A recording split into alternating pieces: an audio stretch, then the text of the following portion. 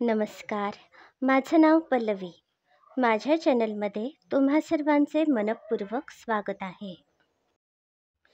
काल दत्त जयंती होती. या निमित्ताने मी घरी नैवेद्यासाठी सपाद तयार केला होता. सपाद या पदार्थाची रेसिपी आज सगळ्यांसोबत शेअर करत आहे. ही रेसिपी तुम्हीसुद्धा नक्की करून बघा. तुम्हाला जर माझ्या रेसिपी आवडत असतील तर माझे चॅनल सबस्क्राईब करायला अजिबात विसरू नका. या रेसिपी तुमच्या सर्व मित्रमंडळींना नक्की शेअर करा. सपाद तयार करण्यासाठी प्रत्येक साहित्य सव्वा प्रमाणात घ्यायचे आहे. जर 1 वाटीभर साहित्य घेणार असाल तर सव्वा वाटी, 2 वाट्या घेणार असाल तर सव्वा 2 वाट्या या प्रमाणात हे सगळे साहित्य घ्यायचे आहे. सपाद तयार करण्यासाठी सव्वा वाटी तूप घेतले आहे. सव्वा वाटी गव्हाचे पीठ घेतले आहे. जितके गव्हाचे पीठ असेल त्याच प्रमाणात साखर आणि तूप घ्यायचे आहे. पिकलेली केळी 1 वाटीभर चिरून घेतली आहेत. जितके गव्हाचे पीठ असेल त्याच्या दुप्पट प्रमाणात दूध घ्यायचे आहे. गॅसवर जाडबुडाची कढई ठेवली आहे. आता यामध्ये आपण तूप घालूया. आपण या वाटीतील तूप एकदाच घालायचे नाही आहे, थोडे थोडे घालत जायचे आहे. सगळ्यात आधी मी 4 मोठे चमचे तूप घातले आहे. यामध्ये ही चिरलेली केळी घातली आहेत. ही केळी आपण सोनेरी रंगावर परतूया. हे बघा, या केळ्यांना अगदी छान रंग आलेला आहे. ही केळी आपण बाजूला काढूया. याच कढईमध्ये आपण गव्हाचे पीठ भाजायचे आहे. या कढईमध्ये थोडेसे तूप शिल्लक आहे. पुन्हा यामध्ये आपण 4 ते 5 मोठे चमचे तूप घालूया.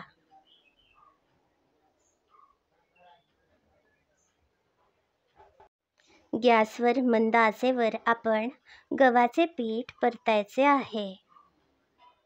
यामुळे हे पीठ करपत नाही.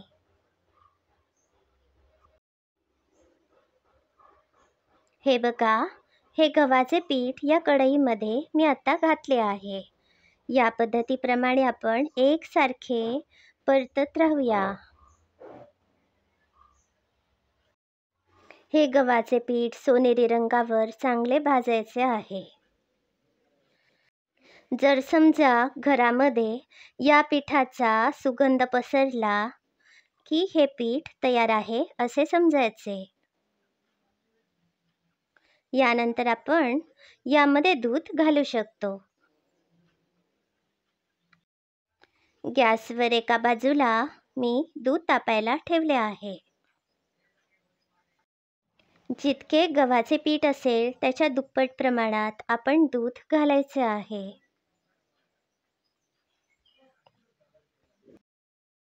हे बघा, आता या पिठाला छानसा रंग आला आहे. आपण एकसारखे असे परतत राहिल्यामुळे हे पीठ करपत नाही. आता यामध्ये हे कडकडीत दूध घालूया. एकसारखे ढवळत राहूया. यामध्ये आता शिल्लक राहिलेले सगळे दूध घालते. आता एकसारखे ढवळत राहायचे आहे. यामुळे गुठळ्या होत नाहीत. हा पदार्थ लवकर तयार होतो आणि करण्यासाठी अगदी सोपा आहे.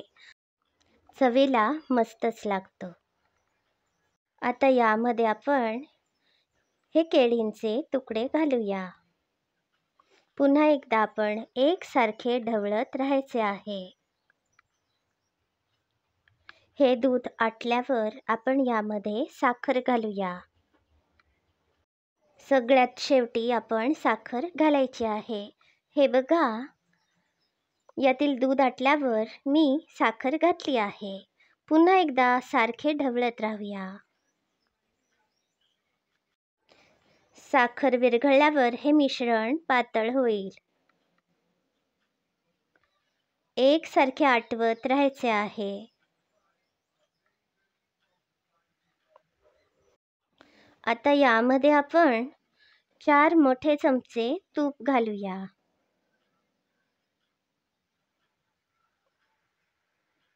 पुन्हा एकसारखे ढवळत राहायचे आहे. आपल्याला आणखी 5 ते 10 मिनिटे लागतील.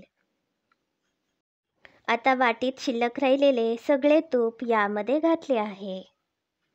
पुन्हा आपण एकसारखे ढवळूया.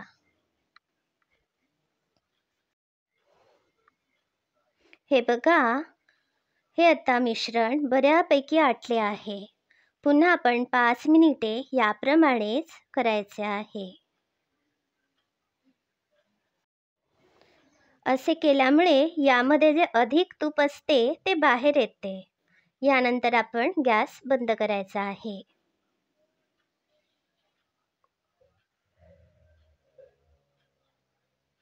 हे बघा, या कढईमध्ये थोडेसे तूप जमा झाले आहे. हे टाकू नका.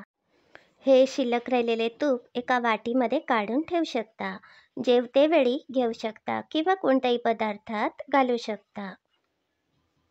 सपाद आता तयार आहे. तुम्हाला ही रेसिपी कशी वाटली याचा अभिप्राय नक्की कळवा. हा पदार्थ तुमच्या घरी सुद्धा नक्की करून बघा. हा व्हिडिओ पूर्ण बघितल्याबद्दल धन्यवाद.